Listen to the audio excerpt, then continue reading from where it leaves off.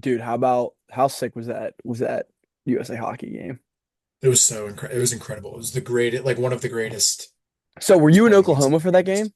Yeah, we were at the air. We were all just chilling at the Airbnb. My mom got a ton of McDonald's breakfast and Wait, I have a shit. question. What time was it?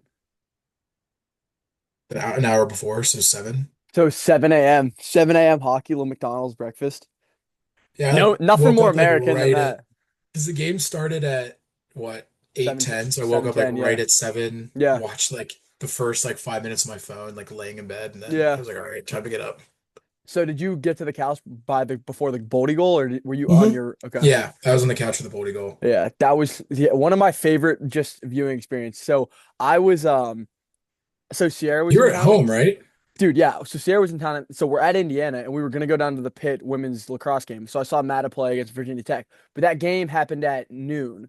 So if we would have left Indiana, Indiana's an hour 30 minutes from Pittsburgh. So we would have had to drive an hour 30. So I would have left. I would have had to leave at 10:30, meaning I would have missed. I would have been in the car driving for the third period in the overtime, which I was not gonna do. So I pre-planned. I woke up at 6 a.m.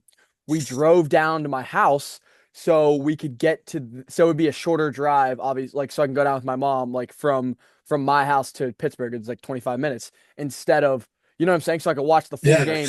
Game ends at 11:07, and then I hop in the car 10 minutes later, we go to the game. So yeah, I was dialed in, dialed in. I was not missing a second of that game. Yeah, I got worried in overtime because I had to leave for my flight. I was like, they better wrap this up soon. Yeah, got you. Yeah, so like that's what we were all dealing with. Like obviously, how to be able to watch this thing, this Yeah. every second of this game. But it was like, no, I don't know if I've ever been prouder as a fan after that game. Because especially like, dude, because you feel like because hockey's such a niche sport in America, like it's the fourth sport. You feel like the hockey community in America is like it's smaller, but it's so prideful. Like we both played hockey in the United States. Like if you played club hockey in the US, like you played USA hockey, right? So you everybody, I felt like I had a little bit the smallest micro part in like growing the game to like this gold medal. Like I was so proud of just the fight we showed and like how our game like kind of resonated. Like for the forwards, I mean, obviously the forwards, like, dude, we were just getting skated around. Like we were just literally getting skated around, like circles around by the forwards. But for all of the things that the forwards lacking, like our defense and goaltending, like which for like has been a strength of ours for the past like decade, has like come to fruition, and it was so cool to see us like be able to rely on that time in and time again. Yeah, no, I mean, my favorite part about this is like kind of echoing what you just said is I love as like a prideful hockey fan and player, I love when hockey's at center stage of the sports world because Yeah, it's not often that, the entire country is watching hockey and talking about hockey and the sports discourse online is about hockey.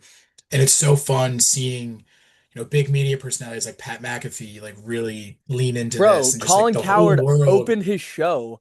He opened his show with USA Hockey and then Tony Granato. Like, I didn't know that was possible. I was so excited when I saw like a clip of Coward opening the show with USA Hockey. Yeah, it's my like it's so like even it was similar to last year when the Four Nations kind of took the world by storm and Yeah. people watch hockey and they're like, oh shit, like this is awesome. Well, dude, there's nothing like USA Canada, and the problem is like if you're gonna go watch like today, like I think it's Leafs Lightning, right? So Mhm. yeah, Gensel, Matthews. Um, but the problem is for all these fans who just watch USA Canada, it's like you're watching the sport played at like like level mastery, and then like you have to go watch, Lightning Leafs, and it's a really good product, but it's not USA Canada. Like the speed of the game and how good everybody is on the ice, like the casuals are just like, oh, this is hockey. Like, no, this is hockey at This its is like very best. Stanley Cup on roids hockey. It's literally, yeah, exactly, exactly. It's when Boosh is in the booth, like when he's down at the ice level and he's like, fellas, like I've never seen the pace of play be like this. Like I've been at a bunch of game sevens and they don't even they can't touch the pace of play that's happening right now. That's when you know, like, holy shit, this is such a special product. Yeah, and it's like you watch that and some people are like, oh, like the fights from last year and the big hits, like this game is played so fast and these guys are so skilled that like it was other than the Wilson hit, like it is impossible to line someone up and have a big Yeah. hit like that. Yeah. Yeah, exactly. And I thought and although like he got Larkin, I thought Larkin, I thought there were four forwards that actually like played really well in this game. Well, not not considering that JT Miller and what JT Miller and Trocheck did on the penalty kill and the 5-on-3 is they should get a Purple Heart for that. So excluding that, like 5-on-5, we basically had four forwards. It was Matthews, Eichel, Larkin, Hughes, and like we Well, and ended up. even Hughes like still didn't have his best game, Dude, I I thought, of the I thought tournament. Hughes was good. I think obviously he didn't have his best game. I thought he was well, and Boldy. So those were like our five forwards that we kind of had going. Because like, dude, Gensel and especially Matthew Kachuk, like, dude, that was a like Tage Thompson. They were getting skated around. Like, how many When times did the puck just get on the boards and like we either iced it, turned it over, or had to flip it into the neutral zone? Like we made zero plays off the half wall in the second Yeah, period. we had a really difficult time on the boards and breaking. Like our transitional game from blue line to blue line was not good because Yeah, our like Canada was so fast and so good up front that they would just pick off that rim play every single time. dude. Yeah.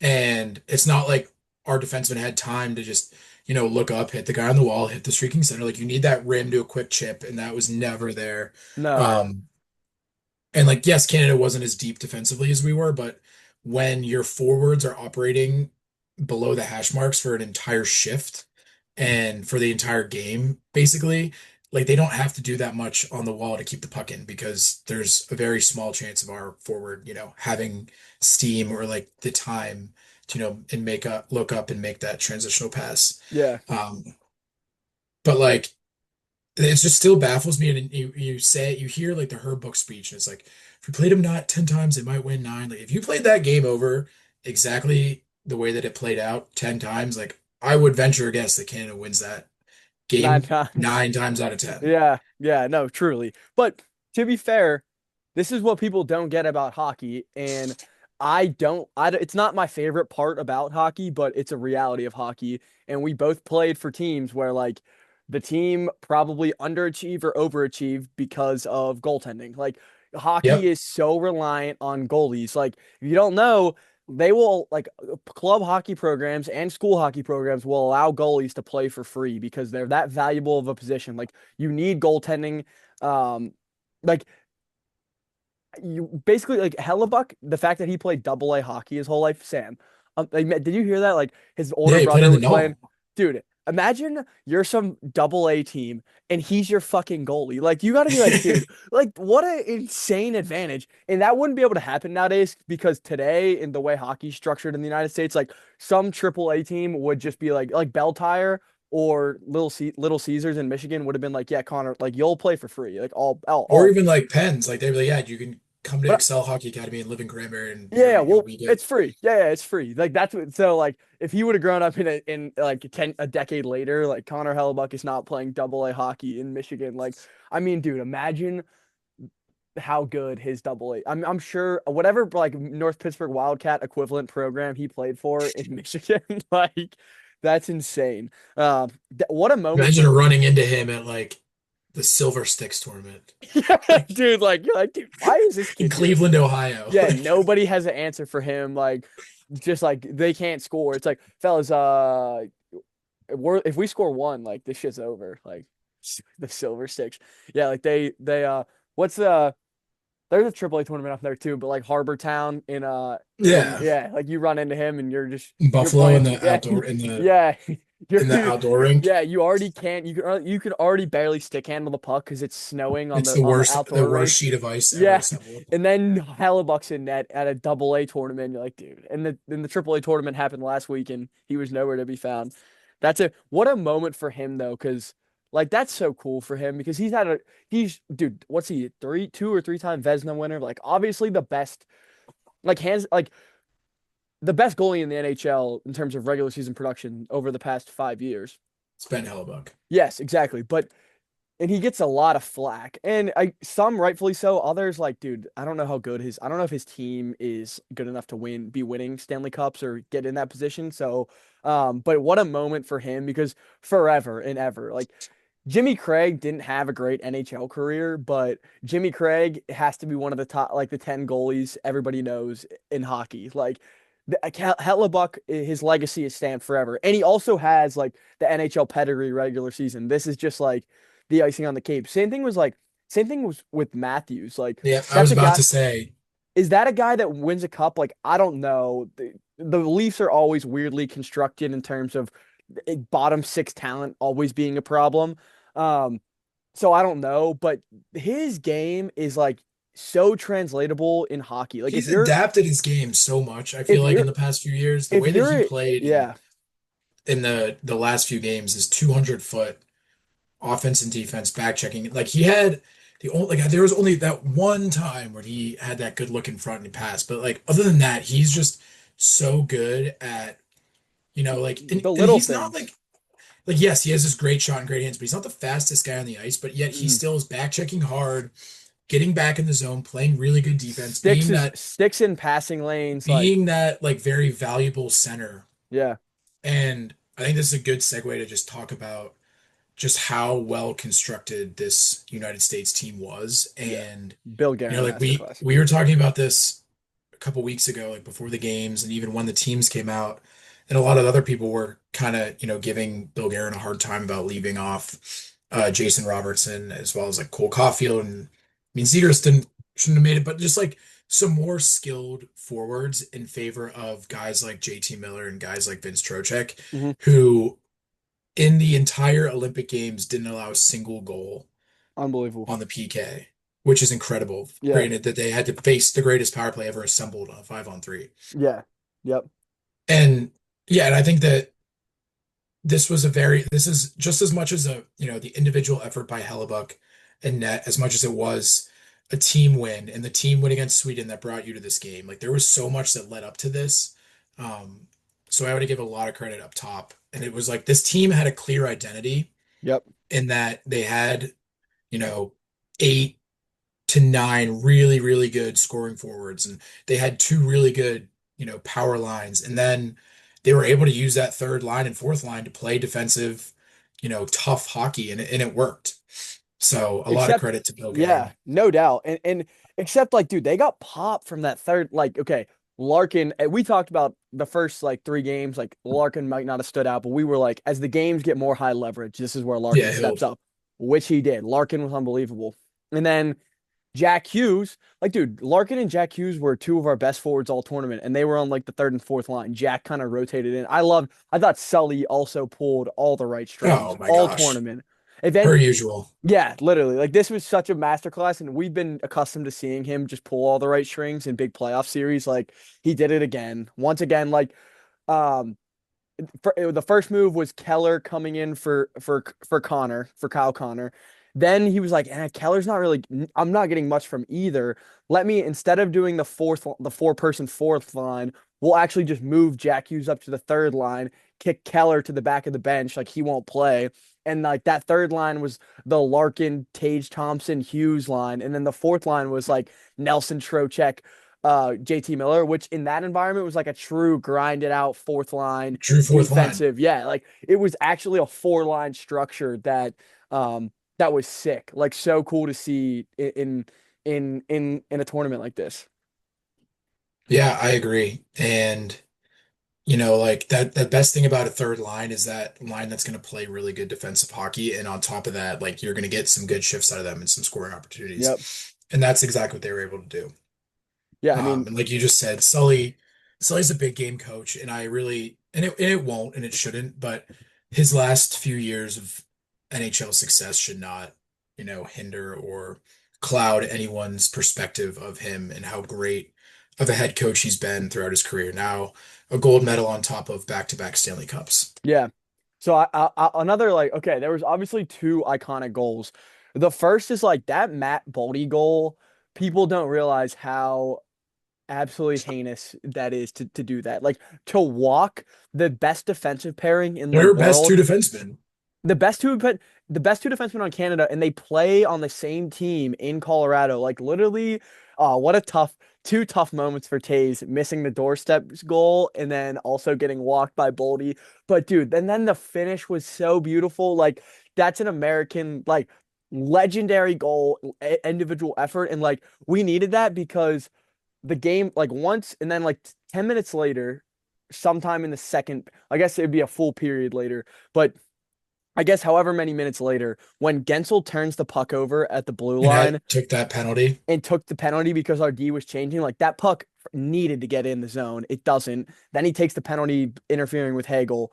And then McAvoy gets the hooking call on McCarr. Like where I'm literally like, all right, like I was like, it's 1-1. Like once we went on the five Yeah. to three, I was like, all right, it's 1-1. Can we like can we at least make this thing last a little longer so we don't have to kill 5-on-4 for like more than 30 seconds? Like that's what I was going on in my mind. And like somehow we killed that shit off. Yeah, that was insane. That kill was like unbelievable. And then obviously like even like after they killed that was just the snowball starting to roll down That the was hill for momentum. Yeah, Canada, because like, and the dude, train was not being stopped, and like it was how only a good was matter of Marner? time. Like how fast was Oh my gosh. like, dude, Marner's Marner, so good. he's nasty, bro. Every time Marner gets the puck, I'm like, here, oh fuck. McKinnon gets the puck, oh fuck. Dude, how many times in the high slot did Celebrini just rip the puck? And you're like, holy shit. Wait, I think Celebrini had like 8 shots on goal. Dude, he was ripping the puck. I was like, every time I just held my breath, like 19-year-old He kid. had a breakaway, McDavid had a breakaway, and then I mean it was only a matter of time. I felt like when even when McCarr scored, it was like, all right, like they were gonna score at some point. Yeah, yeah. That And was then a in that third period, like it felt almost inevitable that they were just gonna keep rolling. But yep. I did think that when we got that 5-on-4 for 4 minutes, the 4 minute power play, like I was like, wow, like we actually like might win this game. I kept thinking that I was like, holy shit, there's no way. Cause I was like, I was preparing myself to be let down. Cause like, all right, I'm watching a pretty lopsided second and third period right now. Like Hellebuyck is on his head. And then Hughes takes the penalty. And I'm like, oh my gosh, there's no way. But at that When he point, took the penalty, I was like, oh no, it's yeah, over. yeah, And then it's just like we said we were kind of shitting on the 3-on-3, and which I still like, great we still won. I still don't think that should not that's be. the right John format. Cooper's right. John Cooper is objectively right when he's I mean, complaining Sullivan would about, probably say the same thing if we dude, lost. He said it should be real and they hockey. should, because it should be 5-on-5 But like it was at like the 4 minute mark. I was just like, please. overtime. Once we got like once the 4-on-4 ended and like they had like the minute or whatever left on their power play, once we killed it off, I was like, just get to overtime, Yeah, and maybe we'll get a chip or a bad yeah, bounce, like yeah, exactly what happened. yep, yep. Um, You're because I literally was like, praying for three on there is three. no world that we have, a good Yeah, enough shift 5-on-5 to score. dude. But you And know what was funny about watching the game though is like we would like, dude, they would be attack, attack, attack, like peppering us, peppering us, peppering us, like the McDavid line. Dude, they just throw McDavid, Celebrini, McKinnon on the ice, you're like fuck. And then like, they come back with like the Wilson. What was it? Was it Wilson, Horvat? No, what was the? It was Horvat, Hagel, and they were mixing them up yeah, they outside of the whatever. top line. Okay, but either way, then like, dude, and then Marner, and then you're like, holy shit. But then we would always get good chances, like every 3 minutes, 4 minutes. Like we would get one shift where like we would get a good chance, and which like kept you like it didn't because I it was the only thing that was giving me like a semblance of hope. I was like, all right, that was a good chance, like that could have went in, and then like we get peppered again, and then all right, like It was that could just have like went in. just hold on for dear life and Like the just Matthews pray. one that he didn't shoot, you're like, all right, that's like a good chance. The Kachuk on the power play, like he's in front of the Oh, when it net. was in his skates, Yeah, I bro. thought Like he I had was like, that. okay, that's a chance. Like that's at I was least like, a that is a scoring chance. Kachuk Stanley Cup goal where he just pounds the puck in. Yeah, yeah, yeah. And then He, we had another Vince Trocheck passed one too. yep, yep, yep. And then it's just exactly what, like, when you get to OT, like we kind of dominated OT. Like we had that Jack Hughes had a chance earlier. Yep, Wait, yep. before we even talk about that, you know what I've never really I've never seen this Hmm. is the Fogo. Did you Dude, notice they were doing that? dude, that was sick. I've That never was seen sick. that before. Yeah, I've never seen the Fogo. Dude, I kept telling, That is genius. I was like, I guess because in the NHL, like their facial off specialists are like going to be on the ice it's like anyway. Crosby. So it's like, yeah, Yeah. stay on. But I love the dude because how amazing how amazing was it that like how like minor details like that can lead to winning and how like that's another string because like they would put Horvat on the ice and then get him off, and we'd put Trocheck on the ice and then get him off. And like as Sam, this was one of my only like fan games where like I'm standing up yelling at the TV the whole game. like cheering on, being like, no, like usually I'm not like I'm a good I was fan just of. kind of sitting there just tense, like, Oh yeah, I was super tense. But when I ever the 3-on-3 happened and I was like, all right, Trocheck, here we go win, get off the ice. Yeah, yeah, yeah. Like egg yeah, it, that like was, it I was love sick. that. Yeah, it was sick. It was That was sick. genius. hmm Um, And then it's like the bounce, like what we just said. It's like I want to talk about Canada on this play because like I wish that we could like have a replay and just slow it down and I can tell you what like I saw. Like the it's a McCarr great pick, like my favorite thing as a winger is when like there's a loose puck coming off the boards and you know that you're getting this puck and the defenseman instead of turning back like steps up to it. It's the easiest play. You just literally get a stick on it and then you just go right around him, just what Jack Hughes did. But then right after that, we go in and McKinnon, who's usually a really good defensive forward, makes one of the more boneheaded, like, what are you doing plays I've ever seen. Like he's skating down and that puck, it's like you can see his brain. He's like, do I go for this or do I cover the 2-on-1 or go for the puck? And like in an NHL game, when like you lose, but you still get a point, whatever, like he's absolutely just going for that puck, whipping it off the wall, and living to fight another day, or he's like, oh, or I'll just get beat and we lose, whatever. But you literally saw his indecisiveness right there. He's like, and and then Werenski just comes in, then you bodies have his ass. McDavid picking his nose in the defensive zone, not back checking, Well, he which back that's checks, but he like goes to the puck it was instead like of going to a back check teach tape. Like you well, when you not a back teach check, tape. you back check to like I'm saying A non-teach against. tape. Yeah. Yes. Yeah. Like Like this he is what skates to the fellas, this is how middle of you do not do. fucking nowhere. And Like then how about you don't just McCarr? He doesn't even yeah, back check. He just that's what stands yeah. there. Like, Like dude, they gave us the Mac that's what I love. Like, bro, the Mac attack trio, the McCarr, McKinnon, McDavid line lost Canada this game by like super lazy and uncharacteristic plays. yes. And And Werenski, like, that's just an opportunistic shoulder, lift the stick, tape to tape pass. Like simple fundamentals. And Sam, like, how many times did Matthews make a huge back check in the 5-on-5, oh like my in the gosh, in the our first back three checking periods? and stick play. I texted you like in Eastside at one point. It was this like most random play. Like it was one of our defensemen like that dives down like the ways that we like use our stick McAvoy to was cut off the everywhere. Faber's passing lanes. It's everywhere. the smallest. It's like the little itty bitty things that you're not gonna like catch if you don't understand like the X's and O's of hockey as much. But like Yeah. just where like it matters so much where your stick is because it shuts down passing lanes, and that's exactly what could have changed for Canada. McDavid, like when you back check to either a man, like you're going like there, but there was no one in front of the net, so hmm you're not. Where the hell was he going? You have Yeah. two United States guys Yep. standing next to each other, and McDavid just goes to Wierenski the middle of to the the puck. ice. Like Yeah. all he has to do is look, all right, where is this puck going? It's obviously going to Hughes. He just cuts in, and even if it sticks there, he just taps it in the corner. Yeah. Or if he's just on the right guy, like Hughes can't get like just a clean look at the net. Like, Exactly. and Like then there's so many. at least McDavid, like understand, like I think McKinnon's indecisiveness led to McDavid's indecisiveness because he's like, what are you doing? What are you doing? So like I understand. McCarr is like flat-footed. I think maybe thinking like, I think they're gonna get this and like I'm about to get on a Well, breakaway.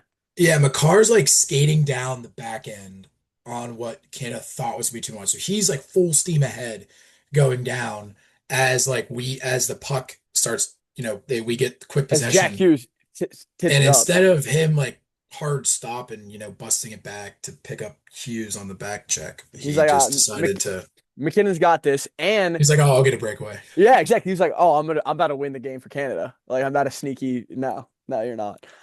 So I thought that was like just an uncharacteristic Canadian play. Like they're the three best players in the world, like really fucked up at all at the same time. Also, Hughes kind of whiffed on that shot too. I don't know Yeah, if I you mean, watch the yeah, no doubt. like he's going top corner and it just kind of gets under his stick and it goes right. But and I think Biddington was ready for that Mhm. high glove and just Now, what they do, but as in hockey, you got to know your misses. I do think this is a part of the game. Is like as a goal scorer, you got to know your misses. And when the puck goes across the ice, the goalie's in a movement phase, meaning the 5 hole is always going to be open because he's moving, expecting you to hit the corner. Like when he pushes, the 5 hole is automatically going to be there. So I think like he obviously Jack Hughes, I don't know if I would love to I would love to in 20 years grab a beer with him and be like, where were you going with this puck? But it's a good miss because you always when the goalie's moving the 5 hole, it's the same thing when you're on the breakaway and you go forehand to backhand and then you just sneak Yeah, it you through the know five he's hole. It's movement whenever they push. So like Bennington had to push, and that's always when goalies push, you want to because goalies are so good at tracking the puck nowadays. Like you see the goal scorer's goal is 5 hole. Like guys always shoot 5 hole. It's Sidney or behind Cross. the net. Yeah, that's the true but goal. But just a great head up the whole time. Like just a at least he confidently ripped the puck. Yeah, and another like little tiny tidbit about something like that is like when you're especially in 3-on-3 is like you don't want to get you agree with me here, and especially these guys are so talented that like if you put a quarter on a part of the net, you're like Jack Hughes hit this, he would. Hmm. And the thing is about, especially in 3-on-3 on a fast break, you have to be careful too about basically breaking the puck out for The the other missing the team. net and then Like if rimming the Hughes puck. rips that short side high Makar and, breakaway. and it just rims around, it's the worst play is when Yeah, yeah. someone rips one and breaks it out for the other team. And Hmm. that's exactly what could happen too. So he's probably like, obviously he's not thinking about this all, but he's a trained shooter to where like he's putting this puck on net and He's making probably Bennington make a save. about a foot off the ice. It's the same as Makar's goal is. Yeah. These goalies are so good upstairs, they're so big that the best way to score is right just a foot to a foot and a half off the ice. I mean, we saw the same. I don't know if you saw any of the Finland Slovakia game, but Capo Kako had the same shot Makar has. Like Europe. With the first game, Yeah. Yeah, yeah. the first Finland N- Slovakia game, No, no, no. or the medal The game. metal game, the metal game.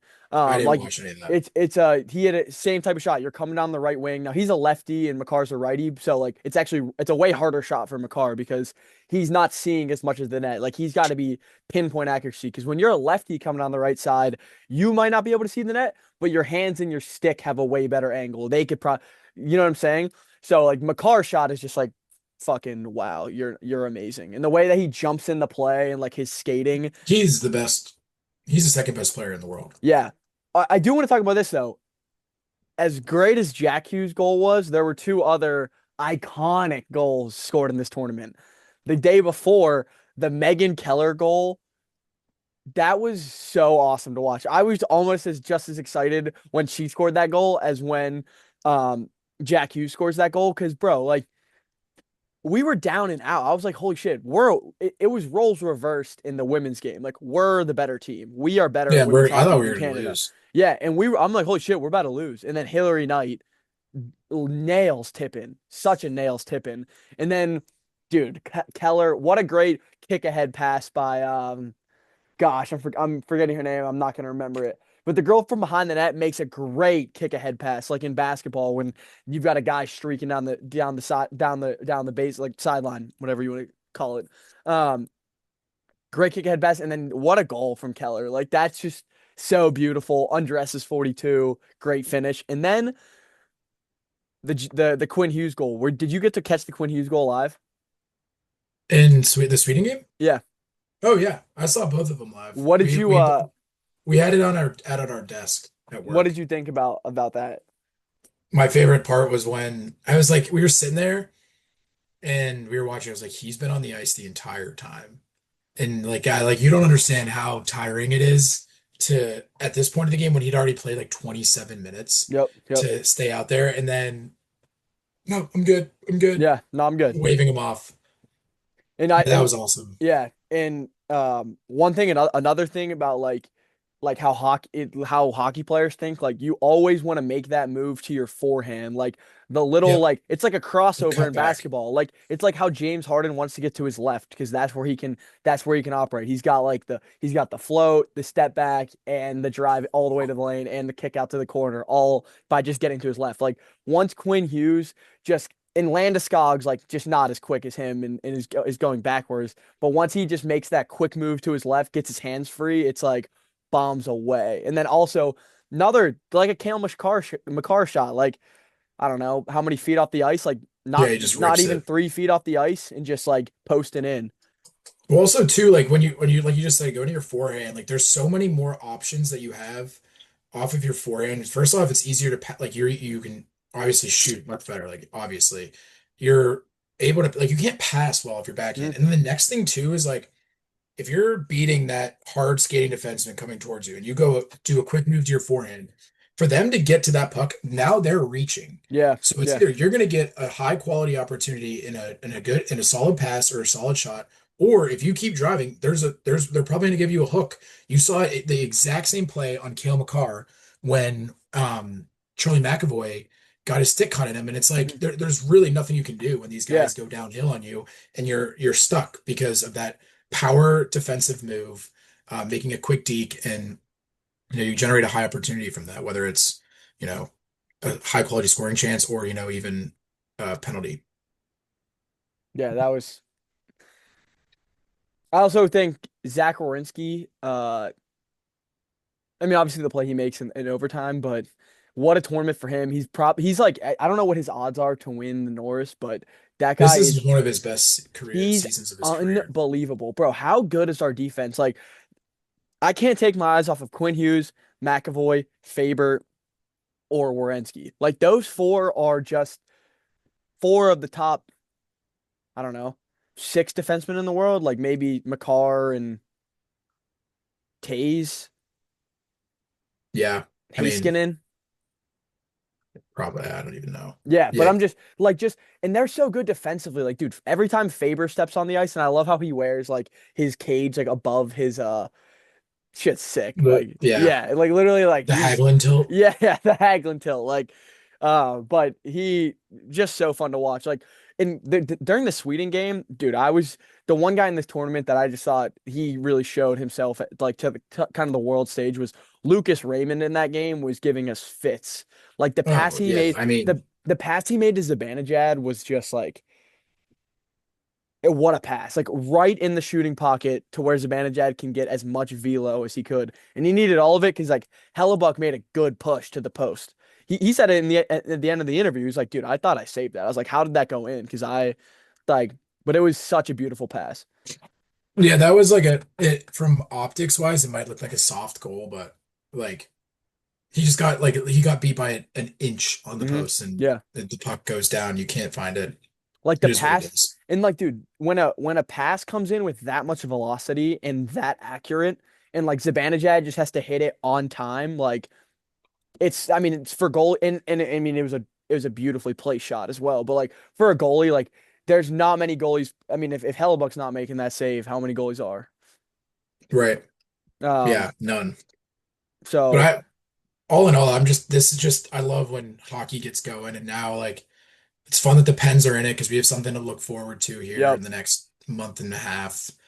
Um, I wonder if there's going to be a little salary cap finagling here from Dubas As he kind of gets he's got because 14 second round picks. They put Sid on IR, which like from everything I'm seeing, it doesn't seem like he needed to go on IR for 4 weeks. Yeah. So like if they wanted to get another center, wouldn't really matter because it wouldn't affect the cap. Something to Uh keep an eye on. it is something to keep an eye on. Yes or no answer. If Crosby and Morrissey play, does Canada win this game? No, I don't know. Like yeah, like it, and but like Braden Point too. Like they had three really good players not available. So like, Great. but I mean, no, I understand. Like you play the game with who you have, but missing Crosby, Morrissey, and I don't even think, dude. I thought Sanheim actually played really well, and Doughty, like they did their jobs. But I thought Doughty was really good, yeah, really yeah, solid. no doubt. But Morrissey is just a different level he's like in his prime, that level of good. And then there's just something about like the calming presence of Sidney Crosby on the I ice was gonna that, say his voice would have paid like massive dividends down the stretch. Like, yeah, guys, we're good. Like, we're yeah, good. yeah, and like Another that, guy that I think Canada might have wished they had was Matthew Schaefer from the dude. Islanders. That's a great point. That's such a good point. To add just another layer of offense on their back end because like they Yep. didn't have that much of a threat up top. No. And like another like Bouchard would have been a good ad, but really struggled this season. So like Yeah. two of your more offensive defensemen aren't on the squad, Yeah, I thought which like hurts.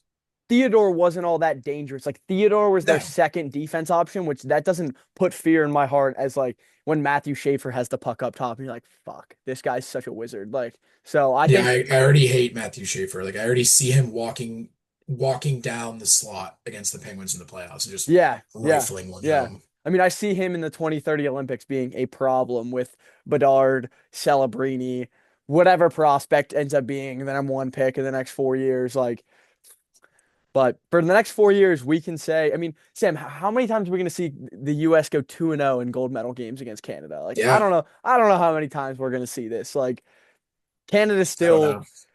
it's still, it's not our sport. It's obviously Canada is the best hockey team, but for 4 years, like, Fun to finally we get have, one. it is fun to finally get one because we give a fuck about hockey too. Like, we love hockey and we have pride, and it means a lot to get one against Canada. And like, all the respect to them, like, they're unbelievable and like they're so fun to watch. But you know what? I think this starts here. Let's last thing before we end this because I wanted to. I'm glad I reminded of this. Whoever made the idea to start the United States developmental team and what USA Hockey did to put that together, that has propelled us into a stratosphere that I think Canada might even have to start figuring out if they want to do something similar because Yep. we get all of our best players in America playing on the same team from 16 all the way up to 22. And it's awesome because like we have started to win at every like dude, this gold medal is a snapshot in time of a ton of other wins we've had. We've had World Junior Championships. Yeah. We had our first World Hockey Championship in 90 years last year. So like we have all of these guys are developmental team guys. Like every single player we have is a developmental team guy and be not all of them, but like most of our good players come from them. And I think it's also huge for American college hockey in the United States developmental team have been so integral to the success of USA hockey in the past. I don't know this I this agree. And this they've century. built a winning culture in the World Juniors, and shout out Tage Like, Thompson for the game winner last year in the yep, hockey championship. And that winning culture carries over. yeah. And I it's mean, a really good, and you've seen Canada's junior team struggle a little bit recently now in they have, but I do. Canadian fans will say, and they are right. They're they're missing right. all their best players. Like Yes, because they're in the Macklin NHL. Celebrini would be on their juniors team, and he can't play on their juniors team because he's tearing up the NHL. You know, Schaefer. Bedard. Like if they actually got their juniors team, it'd probably look a little bit different. But we like, but to, but we still put out a really competitive team. So like Canada has to like actually try and beat us. They can't just roll out their B team and beat us. Right. Sam, do you remember the? I loved the 2021 Zegras Cam York. Remember we watched that game with like Sir Pizza with Joe and Jack. Oh yeah, Um, that was the was that COVID the World Juniors. shootout? Was that the Uh, one we won in shootout? no, that was Oh, that was the game. Yeah. I it remember was when that. We were pretty Zegras big went. dogs against Canada. Yeah, yeah, and Zegras was And like, yep, Russia was a team. and Yeah. they were amazing. It was so cool to see, and I think it was Caulfield, Zegras, Cam York from the Flyers. Walker McGroarty was on that team, I believe. That seems like he's too young. He was too young. This is 2021. I don't know. Maybe I'm wrong. But yeah, no, It they was I think had it was Spencer Knight though, the Blackhawks goalie. So like there was a bunch of NHL guys we had in that World Juniors, and because then we scored a fluky goal in the final. We scored one like off the wall. yeah. And then this year, Teddy Stiga, or I guess not this, I guess we didn't win World Juniors in 2026, but in 2025, Teddy Stiga with the game winner in the World Juniors. We went back to back 2024, 2025. So it's been cool for USA Hockey. What a run. What a run for the fellas. Um, you got anything else, Perry? No, I think I was thinking the same thing that we should probably touch on the foundation built, but it was a great Olympics, and I'm really looking forward to the back half of the season here, especially for the Pens. How are they gonna navigate the waters here for the next month in this gauntlet of a schedule we have without Crosby? Can they continue the momentum and make a little playoff run, or Have they just kind of been lightning in the bottle in the first 50 games? We're going to find out. It's going to be a really exciting rest of the way, and I can't wait to, maybe talk a little bit more hockey down the stretch here once these games start to get really meaningful.